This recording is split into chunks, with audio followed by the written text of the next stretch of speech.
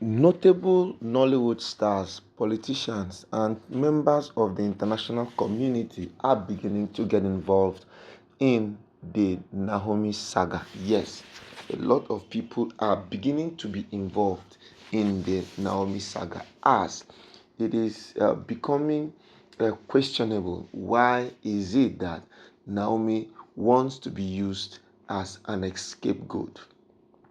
Naomi is wanting to be used as an scapegoat because the matter at hand is actually a civil matter and not a criminal offense. It is not a criminal offense because, one, this event was organized and there was a stipulated number of people who were expected. Now, the number of people who were expected that came now exceeded that of the people that was expected.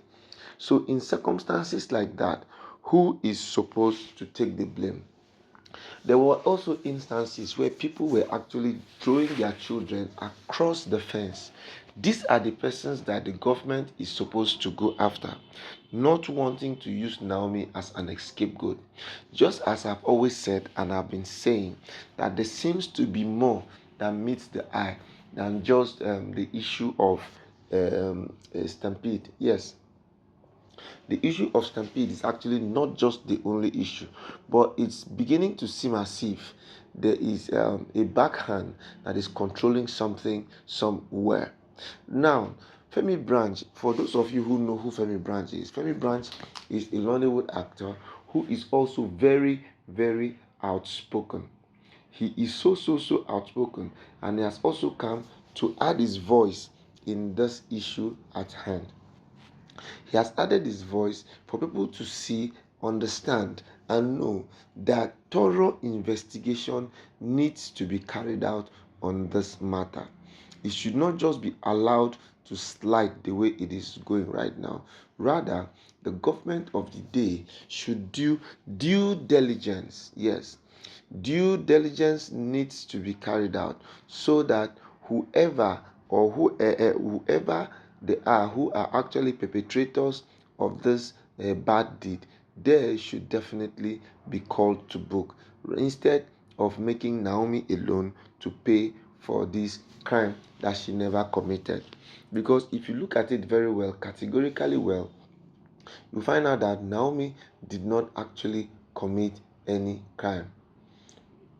Naomi did not actually commit any crime. She is just being held responsible for a crime he never committed. And when you want to look at it very, very well, you now begin to find out that there seems to be a lot of mitigation. There seems to be a lot of backhands who are pushing, trying to make things work the other way around, not as it actually supposed to be, but they are just trying to see that they disintegrate the matter, they make the matters worse, they make things not to work the way they make things not to work the way they're supposed to be.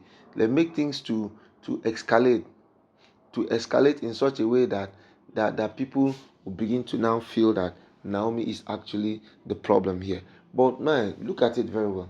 Naomi is actually not the problem. She is not the problem because all she wanted to do was to give assistance. All she wanted to do was to give help.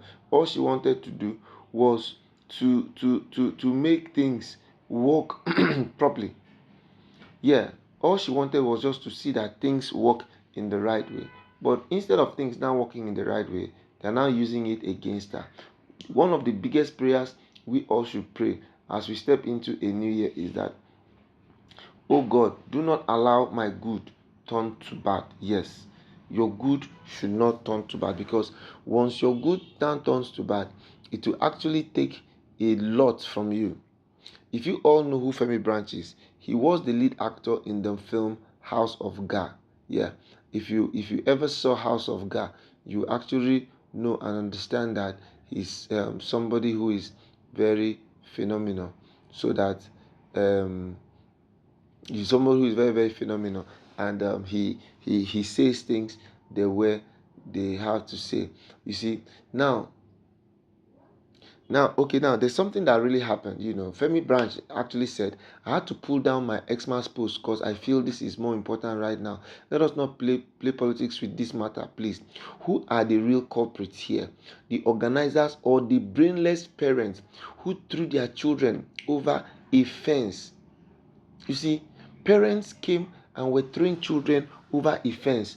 In fact, these are actually the people who actually perpetrated this act, because I'm sure if those parents did not throw their children over the fence, there will not be a stampede. People will not be too much. You see, and this thing that Femi Branch said has actually gave him a lot of kudos. When I say, "Oh, Femi, thank you. You're speaking many people's minds. Thank you, sir." Yes. You see, it does not matter.